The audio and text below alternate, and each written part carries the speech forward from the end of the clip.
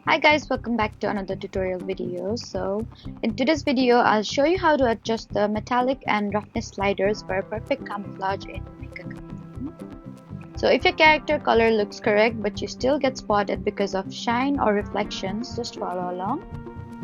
First, enter a match as a hider and open the paint menu.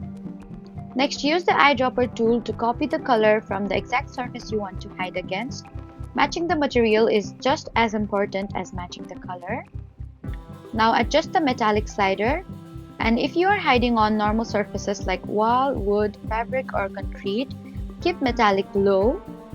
A high metallic value creates stronger reflection and can make your character look unnatural.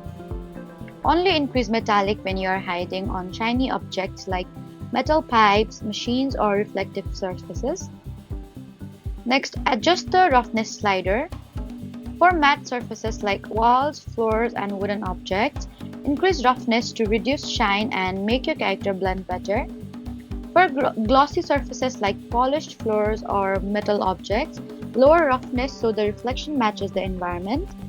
And after adjusting the sliders, rotate your camera and check your character from different angles. Also, don't focus only on color. Match your brightness, body shape, and pose because seekers can notice your silhouette even if the paint is closed. Before the round starts, do a final check and make sure there are no shiny areas, wrong reflections, or unpainted parts showing.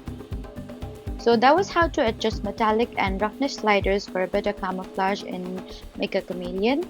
Don't forget to like, comment, and subscribe for more helpful tutorials. Thank you for watching.